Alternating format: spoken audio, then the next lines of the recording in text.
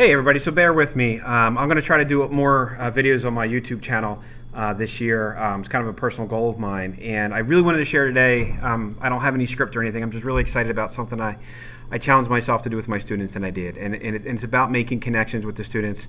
It's about letting them know that we're human beings and that we're all going through something. We all have some kind of baggage.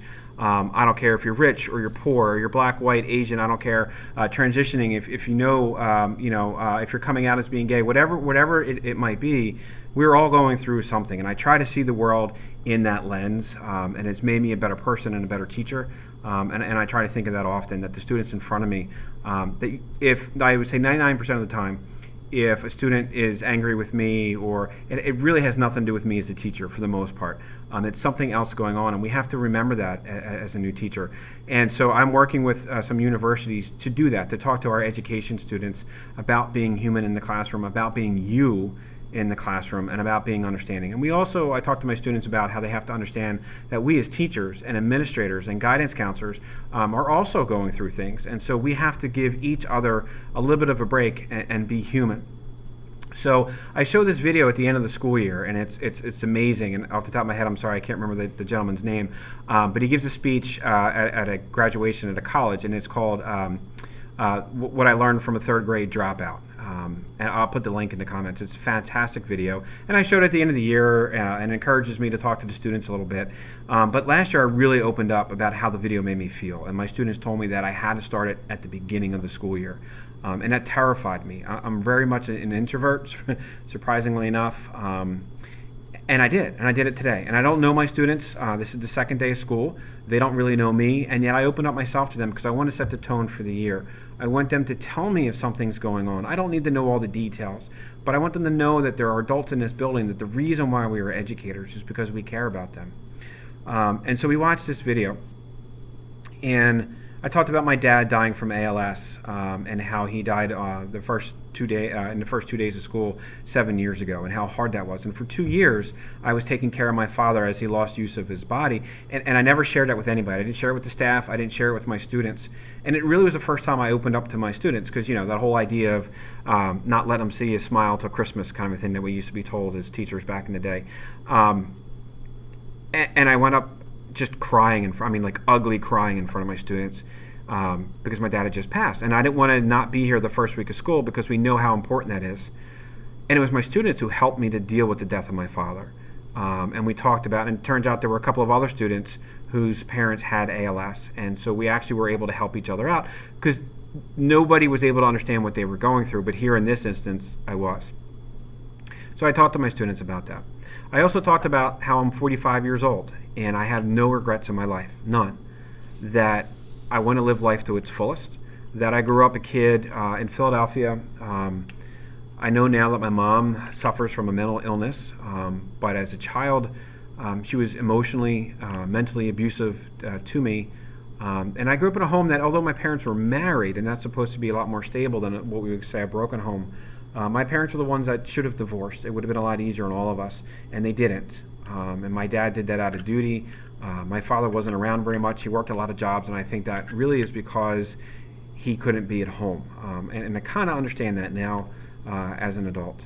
And so if I went to college, that was on me. If I wanted to apply to college, that was on me, and I had to pay for it myself. And no matter what I did, it wasn't good enough for my mother and things like that.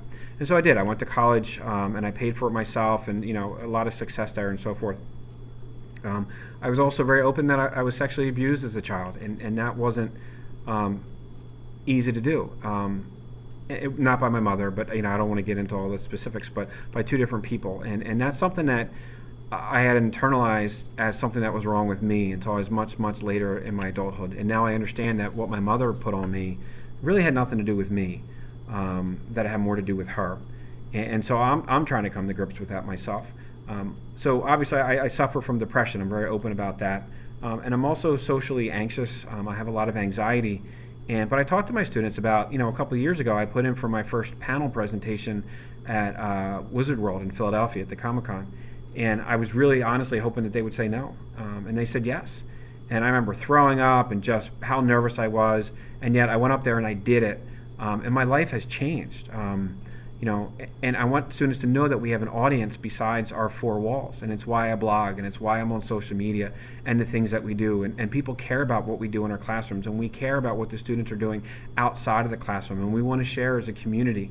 And then I also talk about my son Liam, and this is the picture that I have behind my desk. Liam is very much my own personal superhero, and he colors a lot of how I see the world. Liam is a smart kid. He cares about school, but he's got a lot stacked against him. He suffers from a really rare form of meningitis that gives him a lot of aches and pains and migraines. He's in speech therapy. He's in physical therapy. In fact, I have to leave in a couple minutes to go take him to physical therapy. He has a really big IEP, and as a parent, as a teacher, I understand IEP meetings a lot better now, being on the parent side of this, and crying through IEP meetings as you see things in black and white and what your child is struggling through. And his teachers at Upper Moreland have been nothing but supportive and amazing, and it's because of them that he has found the success that he has. He's embarrassed that he has to have a teacher fill in the bubbles for him on these standardized tests and things, and he doesn't want to ask for help. And so he's just like I was. He's like a lot of my students who don't want to ask for help. But we need to help ourselves understand that everybody has different strengths and weaknesses, and we're all here to help one another. And as long as you try hard, we're going to do our best as a community, as a school, as a family, to do that. And so I keep this picture behind my desk because I know my son has been hospitalized multiple times for weeks at a time, and I see the pain in his face, and yet he does the physical therapy, and he does the things that are going to help him. And he gives the world's best hugs. He's so full of hope. He's so full of love. And he's going into 6th grade this year. And my wife and I couldn't be more proud of him. But I put that picture behind my desk because, one, I want to remember that other students are also going through things. And two, when I have those bad days, when my depression hits and when I question myself, it's that picture of him that motivates me to keep going. So I shared this with my students on the first day. Bunch of 10th grade teenagers. I'm hoping we'll build a family community. I'm hoping we're going to open a dialogue. I don't know. We'll see. It was the second day of school. We'll see. But I want to try to help this because particularly I teach in a high school, and a lot of times we're on our own islands. I mean, we really are. We're isolated in our classrooms, and I know that there are particularly new teachers who have struggled in the first year or two because they feel so alone, and they don't know that we're all struggling. That nobody's a perfect teacher. We're not great teachers unless we're together. And what teachers are doing in their own way is awesome. So I don't know. Again, I got to run. I appreciate you listening to this. I hope to do more of these. If you are interested in these kinds of things, I'd appreciate any kind of comments. And have a great day.